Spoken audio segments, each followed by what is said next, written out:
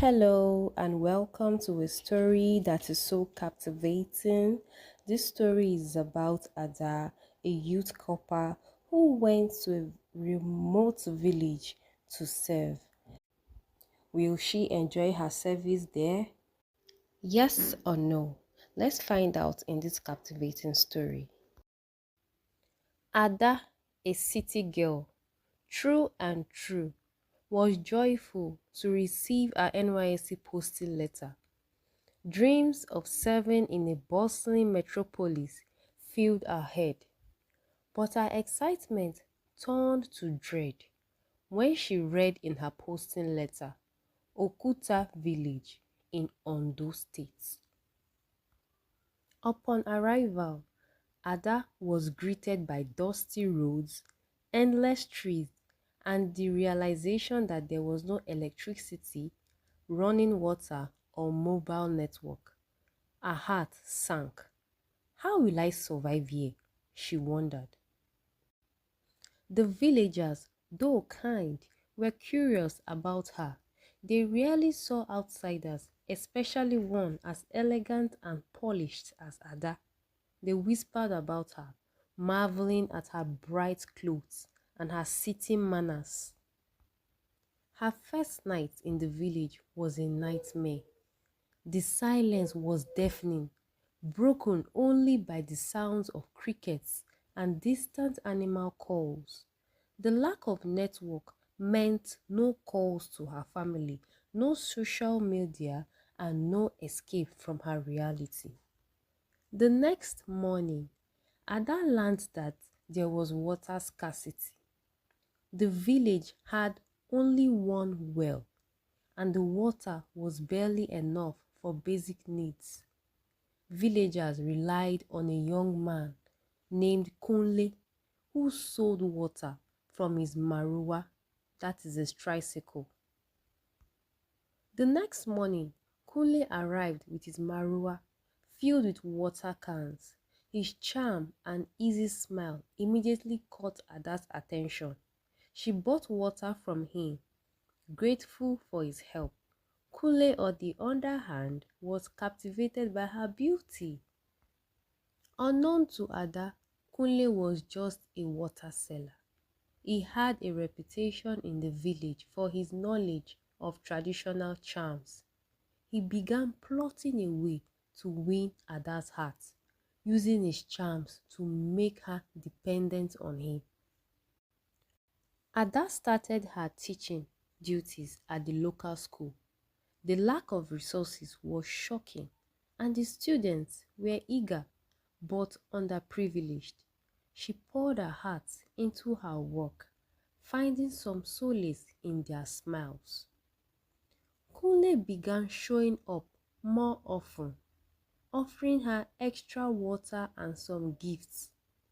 Ada appreciated his kindness, not knowing the depth of his intentions. One evening, Kunle secretly performed a charm on the water he sold to Ada. From that day, she felt an inexplicable attachment to him, trusting him more than anyone else in the village. Without a network to call her family or friends, Ada's world shrank. Kunle became her lifeline, and she began to see him as her protector. Kunle proposed marriage to Ada, promising to take care of her forever. Confused but enchanted by him, she agreed. The wedding was a small traditional affair. The villagers celebrated, but some whispered about Kunle's mysterious hold over Ada. Married life in the village was a stark contrast to Ada's dream. She struggled with the harsh realities but found herself unable to leave Kunle. Back in the city, Ada's family grew worried. They hadn't heard from her in months and began searching for answers. Ada's mother had a dream about her daughter being in danger. She decided to take action, visiting the Nysc headquarters to demand answers. The family began their search, visiting villages in Ondo State and speaking to anyone who might have seen Ada. A trader in a nearby village remembered seeing a city girl with Kunle. The family hope was reignited. Meanwhile, Kunle's behavior grew controlling. Ada began to question her feelings, but the charm still held her captive. Ada tried to leave the village one night, but Kunle caught her. His anger was terrifying, and she realized she needed help. An elderly woman in the village, Mama Titi, noticed Ada's plight. She secretly offered her support, sharing knowledge about Kunle's charms. Mama Titi helped Ada to perform a ritual to weaken the charm. Ada's mind began to clear, and she started planning her escape. After months of searching, Ada's family arrived in Okuta village. They were shocked to find her married and under Kunle's control. Ada's father confronted Kunle, demanding his daughter's freedom. The villagers watched as tension escalated. Kunle was arrested after Ada's family involved the police. The villagers were divided, some defending Kunle while others were revealing his dark secrets. Ada returned to the city with her family, beginning the long process of healing from her ordeal. Kunle's trial exposed his use of charms and manipulations. The villagers were forced to confront the truth about him. Ada decided to share her story, becoming an advocate for young women in similar situations. Reflecting on her experience, Ada explored the dual nature of tradition, its beauty and its dangers. Ada's mother shared story of her own struggle, deepening their bond and helping Ada to heal. Ada returned to Okuta village to thank Mama Titi. The visit was so emotional and also necessary. Determined to give back, Ada raised funds to rebuild the village school, ensuring a brighter future for the children. Ada's story caught the attention of a publisher. She began writing a book about her experience. Ada, still struggling to forgive Kunle, eventually found peace by letting go of her anger.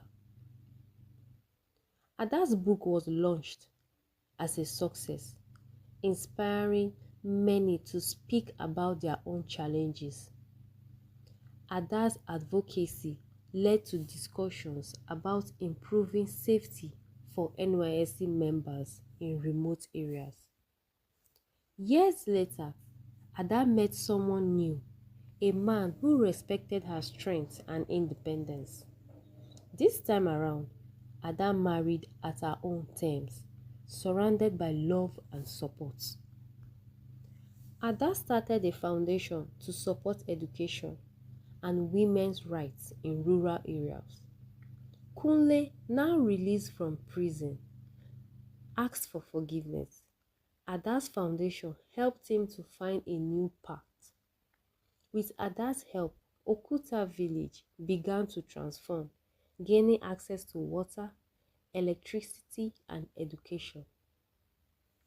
Ada's mother's strength became a cornerstone of the family story, inspiring generations.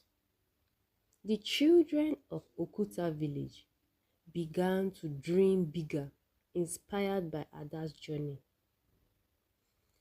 Ada's story reached the international audiences, making her a global advocate for women's rights. She organized a cultural festival in Okuta village, celebrating its tradition while promoting progress. Mama Titi passed away, leaving Ada with a deep sense of gratitude and responsibility. Ada wrote a letter to her younger self, reflecting on her growth and resilience. Ada returned to teaching, this time at a university, sharing her wisdom with the next generation. A filmmaker created a documentary about Ada's journey, bringing her story to even more people. Years later, Ada stood in Okuta village, surrounded by the children she once taught. The village had transformed, and so had she. Ada smiled, knowing her journey has come full circle.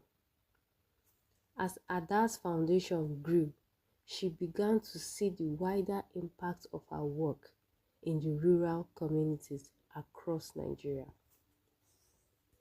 A young girl from Okuta village, inspired by Ada's mentorship, Ada welcomed her into the foundation.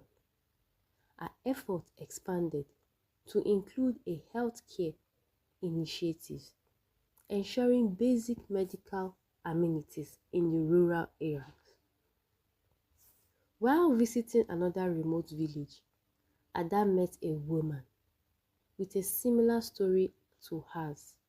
It brought back painful memories, but also strengthened her resolve. Kunle's work with the foundation led to genuine change in his life. He became a symbol of second chance. Ada received an award for her work, elevating her foundation profile globally. Success brought challenges, including tensions with her family over the direction of her foundation. She worked and mended relationships, balancing her family concerns with her missions. The foundation kept on expanding, helping women in similar circumstances across Africa.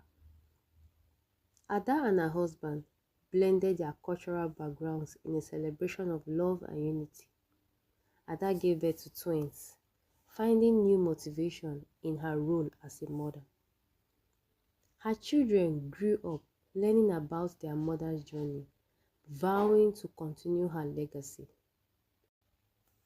Ada collaborated with digital companies. They brought in technical amenities into the rural areas. Okuta village held a grand celebration in Ada's honor, showcasing their transformation. Ada has established a trust to ensure her foundation worked and continued after her. As Ada watched her children carry forward her mission, she felt a deep sense of fulfillment. Her story had come full circle, but its impact would echo from generations to come. This story teaches us about the importance of family. Ada's family's unwavering determination to find her shows the strength of family bonds and the lengths at which loved ones can go to protect each other. It also teaches us about the awareness and for us to be conscious of our new environments. The story highlights the need to be conscious and aware when adapting to an unfamiliar place. It also teaches us about the dangers of manipulations. Kunle's use of charm and manipulation serves as a caution tale about deceit and the importance of critical thinking and support system. Thank you so much for watching the story. I am Bumi of Tales Flow by B. Please do well to like, comment, and subscribe for more captivating stories. Thank you.